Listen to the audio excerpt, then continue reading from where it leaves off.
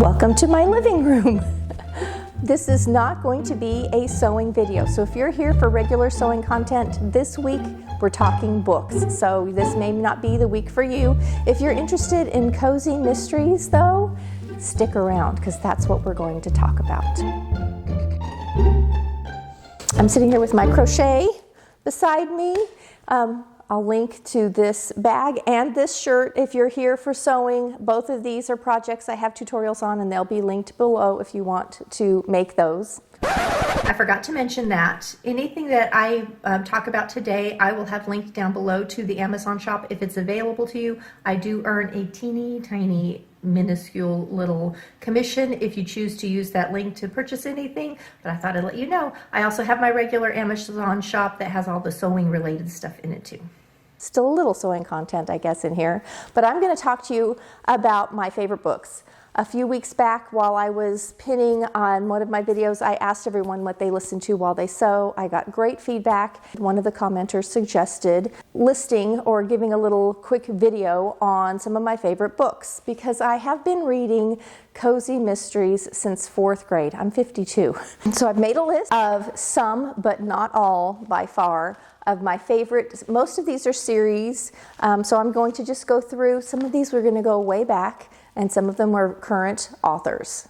Let me first start with, I love Agatha Christie. I've read, I think, everything in her mystery series. I know she has a couple things that are not technically mysteries that I probably have not read, and I may have missed one or two. I've read every single Miss Marple and Hercule Poirot, as well as like Why Don't They Ask Evans and some of those others. All good. You've probably seen movies. She is the most prolific as far as movies, TV series, plays being made off of her. She is the queen of crime. Love me some Agatha Christie. I will also bring up Rex Stout wrote Nero Wolfe. It's very of its time. Think 30s into 40s, nearly 100 years old. Goodwin is his sidekick. Phenomenal dialogue and repartee between them, and if you want something that's updated a little bit in the way it's written and done to watch, Timothy Hutton did a series of Nero Wolfe. He plays Goodwin. He was also the producer. It was superbly done, very funny. The dialogue, the repartee, the on-screen chemistry between the cast, all excellent. It does have a pool cast, so they use some of the actors over again for different characters, a little bit like theater, but it's shot like a movie and it's beautifully done. So highly recommend Timothy Hutton's Nero Wolfe as something to watch. And one more in the Wayback Machine is P.G. Wodehouse. Not technically mysteries, but if you like humor and silly situations, and they are sort of a mystery because you don't know what's going to happen next, and a little bit like how are they going to get out of that. It's Jeeves and Wooster. You've probably heard of them. Fry and Laurie did a beautiful series of Jeeves and Wooster. Stephen Fry was Jeeves and Hugh Laurie was Wooster. Again, they have excellent on-camera chemistry, but they are true friends behind the scenes. So superbly done. There's another series, though, called Blandings Castle, which is super funny, and I would recommend that one also. Mom and I actually just listened to the audio series of Blandings Castle again recently because we drive in the car a lot on our Friday fun days, and it was one we re-listened to. She's the one that got me listening or reading Wodehouse a long time ago. When I was first married, actually, I was reading Wodehouse, and I would sit up and read late at night, and my husband would be sleeping, and I would laugh so hard I would wake him up. I tried to be quiet, but I would wake him up over and over again because I just found the humor so great. It's silly situations. Speaking of humor and silly situations, my first and number one favorite author is Charlotte MacLeod. She also wrote under Alyssa Craig. Now, she's been gone for quite a few years. She wrote, and I'm going to look at my thing, she started publishing books in 1964. She stopped in 1998. She's North American. She was born in Canada, lived in America, wrote series in both places. She's humorous, intellectual, intelligent, beautiful dialogue, interesting character development, sometimes some silly situations, excellent mysteries. She is my favorite author, number one favorite, Charlotte MacLeod. She won Edgar Awards, she won Nero Awards. She was called America's Agatha Christie in her time. I found her when I was living in a little town in 1997. We had just moved and I just had a baby and I was all alone, and I would go to the library every few days with my fussy little baby and pick up new books, and they had the entire collection of Charlotte MacLeod there, and I read everything she had in that time period. I just devoured them, and they were such good friends to me in that time when I was so alone. She has a series called Grub and Stakers. Independent, wonderful young woman who is the heroine. She gets married, she has kids, but she stays independent for the most part. It's of its time a little bit. There's a lot of like properness for the time period. Some of it seems almost quaint and antiquated, but also very modern. It's a very interesting juxtaposition. Peter Shandy series takes place at an agricultural college. So it's academic and earthy. Again, beautifully written. She does not talk down to her reader.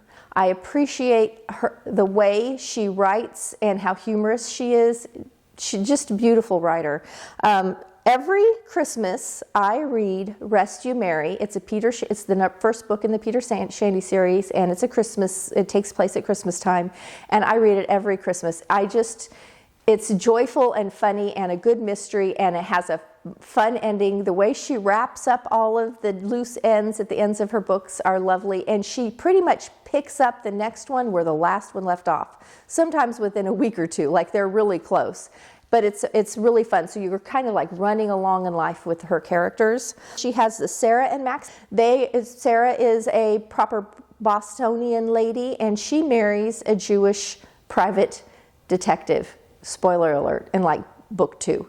It's very well written. This is the series that she wrote the longest. The last book she wrote was a Sarah and Max. They also have some interesting situations they get into. Sarah has crazy Bostonian relatives.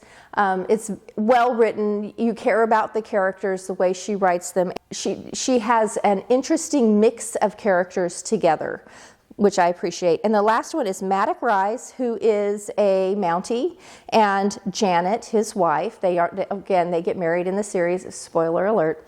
But it's called the Maddox and Janet series when you look at it. Maddox Rise, RCMP, I believe. Super cute, sweet, interesting.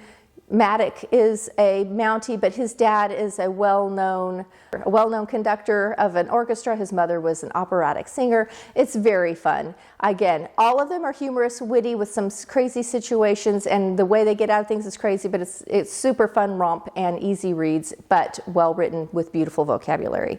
That's number 1. Look how wordy I am. I have 3 pages of these. I may have to make a series. I'm going too long. I love my books, though. So something my mom and I have been reading together. Again, we listen a lot and we read a lot. Have everything I can get on audio, and we listen to them in the car. So Donna Andrews has a whole series on Meg Langslow. She's still writing. A lot of these, you'll notice, are humorous and a little bit whimsical. Meg is the same way. She's a lady blacksmith. She lives on the East Coast. Interesting characters, fun situations. She's the family fixer. She comes from a very crazy and wild family.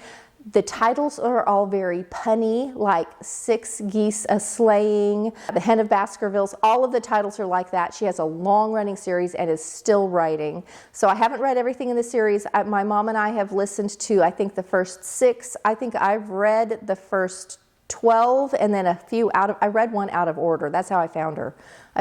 read one of the most recent ones and then started back at the beginning.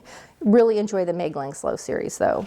Another one that I have read every single one and listened to all the audio that are currently available is by Elizabeth Spann Craig. She has multiple series, but the one that I love is the Myrtle Clover series. She has an octogenarian sleuth whose son is the police chief, lives across the street. She has gnomes in her yard. She has a crazy cast that she keeps around her. And I enjoy that she is not your typical sleuth, that she is not rushing in where others fear to tread, that she is intelligent, creative, and fallible. Also a lot of humor, great dialogue between the characters. If you listen to the audiobooks, Judy Blue reads most of them, and she is phenomenal. They take place in South Carolina, so she does accents. You can tell which character she's doing by the voice. She's very good.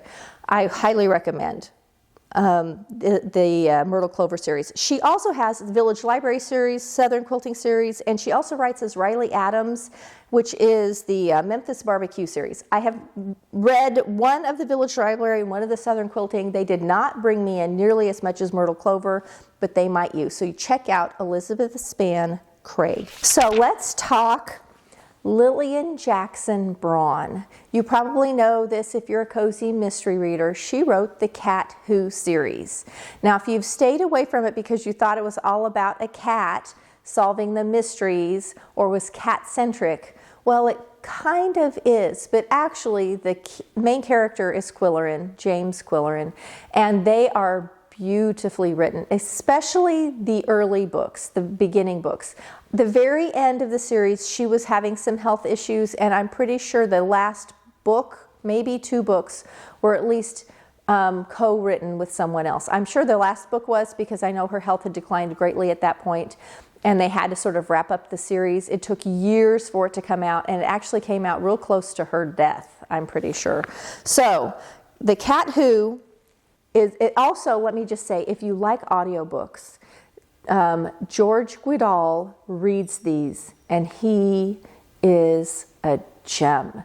What a job he does. He draws you in. He does the characters well. He does accents well. He makes you feel like you are sitting there with Quillerin going through it. He's such a good narrator. He'll spoil you on audiobooks. The same with Judy Blue. You get a few narrators that are so good. When you listen to anyone else who's just okay, it's disappointing.